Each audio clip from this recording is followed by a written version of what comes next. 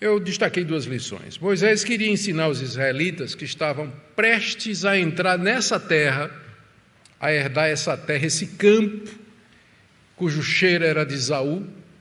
Esaú tinha um cheiro daquele campo, eles iam entrar naquela terra como herdeiros daquela terra. Moisés queria ensinar de que maneira Jacó, e não Esaú, veio a ser o herdeiro da promessa, o descendente de Abraão, pelo qual a linhagem escolhida haveria de correr.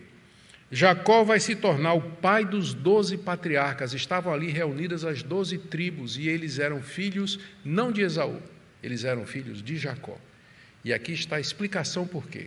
Essa história tem como objetivo dizer por que é que são as 12 tribos de Israel, que é outro nome de Jacó.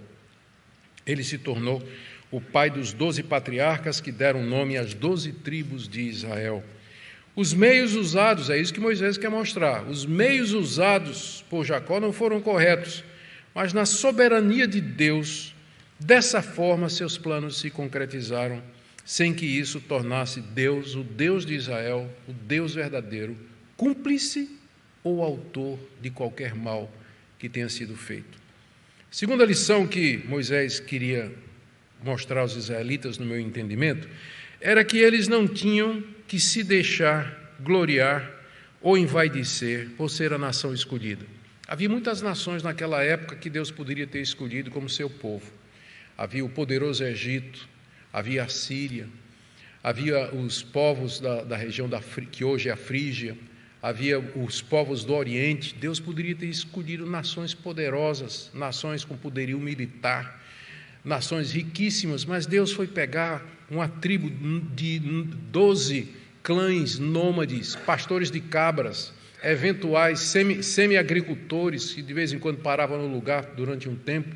Deus foi escolhê-los, e não porque eles eram alguma coisa, porque está claro aqui que a história de Israel é uma história marcada pelo pecado e pelo engano. Abraão mentiu 2 vezes sobre Sara, dizendo que era a irmã dele quando não era.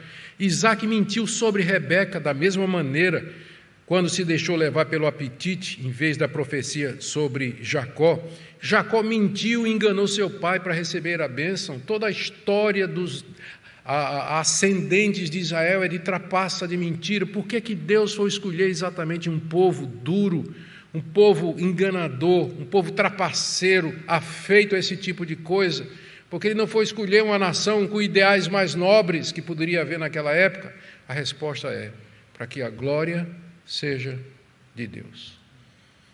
Para que no final não haja ninguém que bata no peito e diga: eu estou no céu porque eu mereço, ou Deus me abençoou porque eu sou bom, ou eu tenho isso aqui porque eu tenho o meu merecimento. Você não tem nada. Você é descendente espiritual dessa raça aqui. Você é pecador como eu. Você não merece absolutamente nada. É apesar de você, dos seus erros, das suas escolhas erradas, que Deus faz os planos dele caminhar. E ele vai realizar o propósito dele. Não é por sua causa, mas apesar de você, apesar de mim, Deus vai realizar o seu plano.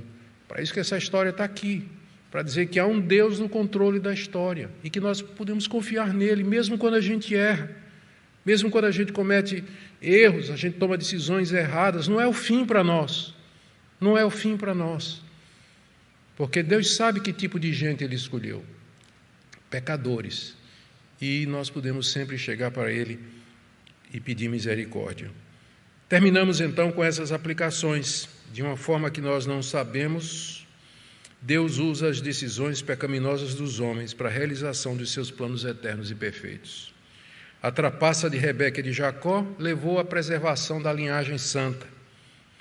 José mais tarde é vendido, um dos filhos de Jacó mais tarde é vendido pelos irmãos ao Egito. E assim Deus preserva a descendência lá no Egito, através do erro dos irmãos. Mais adiante, Judas vai trair Jesus e com isso cumpre o plano da salvação, de que o Messias teria que ser morto pelo seu próprio povo. Cada ato pecaminoso cometido pelas criaturas, ainda que contribuindo para o plano de Deus, torna torna a pessoa responsável diante de Deus e debaixo do castigo divino. Então, não pense que a Bíblia está ensinando que o fim justifica os meios. Deus vai trazer você diante dele por cada um dos erros que você cometeu. Mais adiante a gente vai ver na história de Jacó. Jacó pagou caro por isso aqui. Jacó sofreu, foi enganado pelo tio. E não foi uma vez só não, foi muitas pelas vezes que ele enganou seu pai. E ele sabia disso. Então, cedo ou tarde, Deus vai trazer os nossos pecados diante de nós, a menos que nós nos arrependamos, tratemos esses pecados, nos confessemos e coloquemos nossa vida em ordem. A Bíblia não está ensinando que o fim justifica os meios, mas está dizendo que há um Deus que nos conhece, que está disposto a perdoar, a nos levantar e dar um novo começo, uma vida que glorifique o seu nome, uma vida que seja digna dele. Por isso devemos sempre buscá-lo, procurar tomar decisões corretas, pedir misericórdia a Deus se nós viermos a falhar e sempre andar com Ele, sabendo que dele vem a nossa proteção, nosso refúgio, vem o perdão e a graça que a gente precisa para a vida. Amém, irmãos?